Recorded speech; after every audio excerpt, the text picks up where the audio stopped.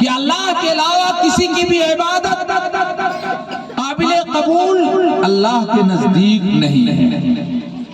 تو میں نے یہ کہا اسلام کے علاوہ کوئی بھی دوسرا دین لائے گا تو اللہ کے نزدیک یہاں قابل قبول نہیں۔ ان الدین عند اللہ الاسلام، اللہ کے نزدیک اگر کوئی پسندیدہ دین ہے تو وہ صرف اور صرف اسلام۔ تو ہم کو اور آپ کو چاہیے کہ نبی کے طریقے پر اپنی زندگی گزاریں اور قرآن کے احکامات پر اپنے طریقے کو اپنی زندگی کو گزاریں اور اپنے آپ کو کامیابی جہاں میں کریں، تب جا کے اس جہاں میں ہم سرخرو نظر آئیں گے۔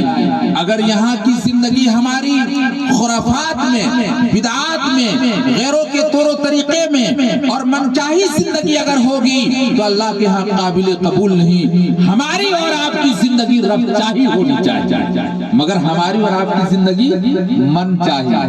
جی نے چاہا چلو سنیما ہال چلے گئے، جی نے چاہا کہ چلو آج شراب کی بوتل پی لیتے ہیں، پی لیا، جی نے چاہا کہ چلو آج حرام کی مال لوٹتے ہیں، لوٹ لیا، جی نے چاہا چلو آج زنا کا ارتکاب کرتے ہیں، کر لیا، جی نے چاہا چلو آج کسی آدمی کو ہم نیچا دکھائیں گے، اس کو تھپڑ ماریں گے، کر لیا۔ تو یہ سب من چاہی زندگی ہے، رب چاہی زندگی نہیں ہے۔ اور من چاہی زندگی گزارنے والا کل قیامت کے دن جب اللہ کی عدالت لگے گی اور وہاں انسانوں کے بال کا کھال اتر رہا ہوگا، نفسی نفسی کے عالم میں ہوں گے، اس وقت انسان مارے حسرت اور افسوس کے اپنے ہی دانتوں سے اپنے ہاتھ کی ہتھیلی کو کاٹ رہے ہوں گے، مگر وہاں پچھتانے سے کچھ ہوگا نہیں، وہاں پچھتانے سے کچھ ہوگا نہیں۔ آج انسان رب چاہی زندگی کو چھوڑ کر من چاہی زندگی گزار رہا۔ آج انسان کے دل میں اللہ کی محبت نہیں ہے، آج ان کو اپنی اولاد کی محبت ہے، مکان اور دکان کی محبت ہے، جائیداد کی محبت ہے، پراپرٹی کی محبت ہے، دنیا کی محبت ہے۔ اگر نہیں دل میں ہے تو اللہ کی محبت نہیں۔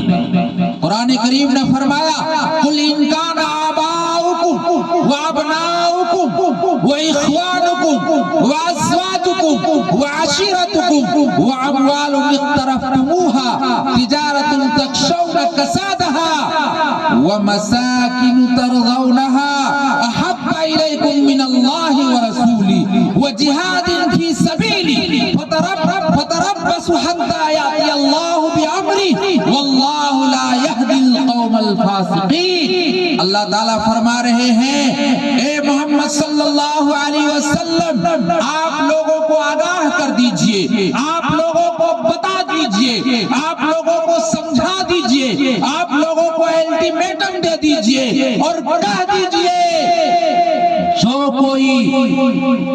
کوئی قل ان کان آباؤکم، اپنے آباء و اجداد سے، اپنے آل اولاد سے اور اپنے خاندان عزیز و اقربا سے، اپنی بیوی سے، اپنی بلڈنگ سے، مکانات سے، جائیداد سے، اپنی تجارت سے اللہ سے اگر زیادہ محبت کرے گا تو کل ان کو سنا دو یہ پیغام کہ ایمان چھننے والا ہے، مصیبت آنے والی ہے، وہ غرق ہونے والا ہے، ظلم و ستم کے پہاڑ ان پر ٹوٹنے والے ہیں۔ اگر اللہ کے مقابل میں ان چیزوں کی محبت تمہارے دلوں میں ہے، یعنی یہ ساری چیزیں احب ہیں اور اللہ کی محبت مغلوب ہے اور ان چیزوں کی محبت غالب ہے دلوں میں، تو قرآن نے یہ پیغام دیا کہ اس پر فتنے آئیں گے، اب ان پر فتنے آئیں گے اور ایمان کے چھننے کا اندیشہ۔ معلوم یہ ہوا کہ اپنی اولاد سے زیادہ محبت اللہ کی محبت ہونی چاہیے، اپنے آباء و اجداد کی محبت سے زیادہ اللہ کی محبت دل میں ہو، بیوی کی محبت سے زیادہ اللہ کی محبت دل میں ہو، بلڈنگ اور عمارت اور مکان دکان کی محبت سے زیادہ اللہ کی محبت ہو، دنیا کی محبت سے زیادہ اللہ کی محبت تمہارے دل میں ہو تو تم کامیاب ہو۔ مال کو برا نہیں کہا، مال کو اگر آپ مال کماتے ہیں تو یہ برا نہیں ہے، مگر اس مال کی محبت اگر دل میں بسا لیا تو یہ برا ہے۔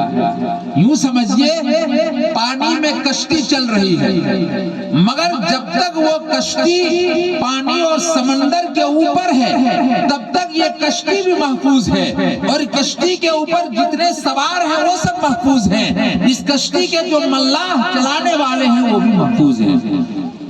مگر جب اس کشتی میں پانی گھسنا شروع ہو جائے، کشتی کے اندر پانی آنا شروع ہو جائے، تو یہ پانی کشتی میں آ جانے کی وجہ سے اب کشتی میں بیٹھنے والا آدمی محفوظ نہیں رہے گا، نہ کشتی محفوظ رہے گی، نہ کشتی میں بیٹھنے والا محفوظ رہے گا، اور نہ ملاح محفوظ رہے گا۔ اب تک جو کشتی محفوظ تھی، پانی کے اوپر کشتی چل رہی تھی، جب پانی اندر آ گیا تو اب یہ پانی ہی سب کے لیے ہلاکت کے سبب بن گئے۔ تو یہ مال جب تک تمہاری جیب میں ہے، جب تک یہ مال اور دولت تمہارے باہر ہے، دل میں ان کو جگہ نہیں دیا، تب تک یہ مال یہ تمہارے لیے خیر کا ذریعہ تو بن سکتا ہے، یہ مال تمہارے لیے حصول مقصود کا ذریعہ تو بن سکتا ہے، مگر جب مال کی محبت دل میں بٹھا لیا تو یہ مال ہی تمہارے لیے ہلاکت کا سبب ہے، یہ مال ہی تمہارے لیے ہلاکت کا سبب ہے۔ آج انسان تھوڑے تھوڑے اعمال میں پھولے نہیں سماتے، آج انسانوں کا یہ عالم۔ مثال سے میں باتیں بیان کرتا ہوں۔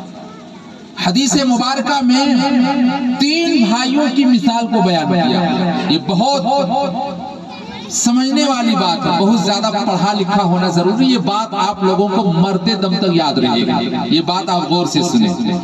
حدیث مبارکہ میں 3 بھائیوں کی مثال کو بیان کیا، اور میں مثال اس مثالی حدیث کو اس لیے پیش کر رہا ہوں تاکہ ہر آدمی پڑھا لکھا ہو وہ بھی، اور جو نہیں پڑھا ہے وہ بھی آسانی کے ساتھ سمجھ لے۔ بہت مرتبہ ایسا ہوتا ہے کہ مسائل بہت دقیق ہے، بات بہت باریک ہے، اس کو سوائے پڑھے لکھے کے کوئی نہیں سمجھ سکتا ہے، مگر اسی بات کو آپ مثال کے ذریعے سے سمجھائیں گے تو بہت آسانی کے ساتھ سمجھ میں آ جائے گا۔ مثال کے طور پر 3 بھائیوں کی جو مثال ہے وہ تو میں پیش کروں گا، اس سے پہلے 1-2 مثال سمجھیے۔ حضرت مولانا قاسم نانوتوی رحمت اللہ علیہ، یہ دارالعلوم دیوبند کے بانی مبانی ہیں، انہوں نے ہی دارالعلوم دیوبند کو بنایا۔ تو مولانا قاسم نانوتوی رحمت اللہ علیہ کے ایک مرید تھے، وہ پڑھا لکھا بیچارہ نہیں تھا، ان پڑھ تھا۔ وہ کیا کرتے تھے؟ گوشت بیچا کرتے تھے۔ وہ کرہ کو ذبح کیا، بیچ دیا، اس میں پڑھا لکھا ہونا شرط ہے؟ بھوچڑ کے لیے پڑھا لکھا ہونا شرط نہیں ہے، ہم لوگ سے پہلے پیسہ جوڑ دیتا ہے اور وہ زبان یاد رکھتا ہے، فلاں نے اتنا لے گیا، فلاں نے اتنا لے گیا، اس سے اتنا پاتے ہیں، اس سے اتنا پاتے ہیں۔ جیسے ہی آپ پہنچیں گے ان کے دماغ میں یہ بات آئے گی، کہے گا پہلے کا 3 کلو باقی ہے، پہلے وہ دیجئے پھر آگے دیجئے۔ تو ایک ان پڑھ آدمی، وہ مولانا قاسم نانوتوی کا مرید تھا، مگر بڑے ہوشیار اور عقل مند تھے۔ انہوں نے ایک مرتبہ سوال کیا مولانا قاسم نانوتوی سے، ان کا نام تھا دی اللہ دی، ان کا نام کیا تھا؟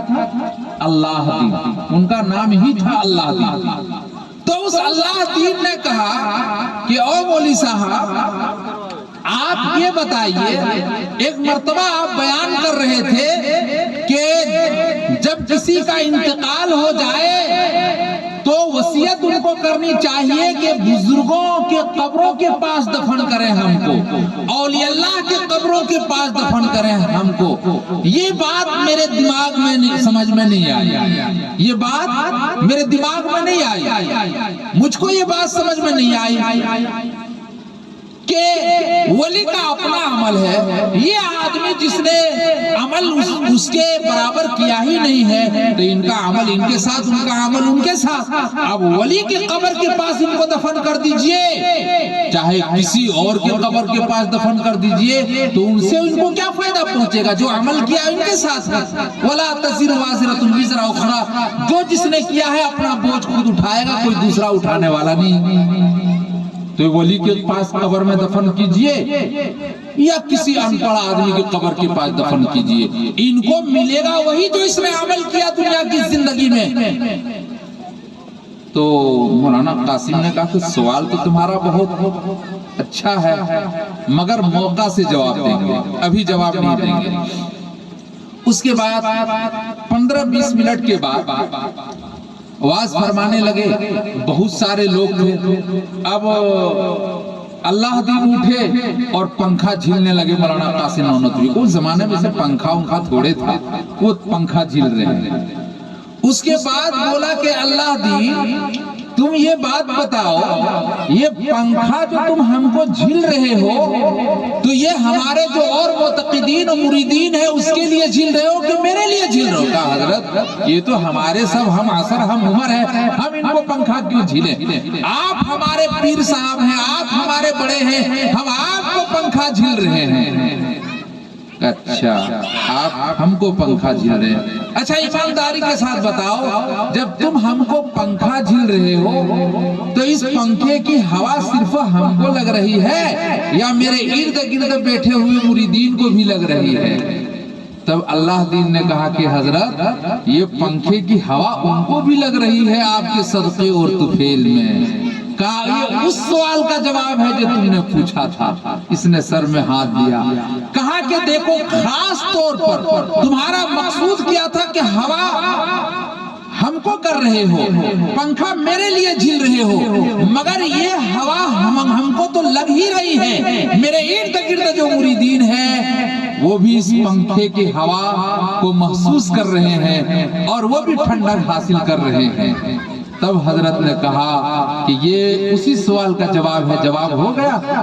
تب جا کر کے اللہ دین نے کہا جواب ہو گیا کہ واقعتاً جب اللہ کی رحمتوں کا نزول ہوگا اور اللہ کی خاص رحمتیں اولیاء اللہ کے قبروں میں، دینداروں کے قبروں میں، موئے مجاہد کے قبروں میں، اماموں کے قبروں میں اور علماء کے قبروں میں جب خاص اللہ کی رحمت کا نزول ہوگا تو واقعتاً جو ان کے ارد گرد ہوں گے وہ بھی ان رحمتوں سے محفوظ ہوں گے اور ان کو بھی اس سے تسلی ملے گا اور وہ ان کو بھی ان رحمتوں سے وہ بھی فیضیاب ہوں گے۔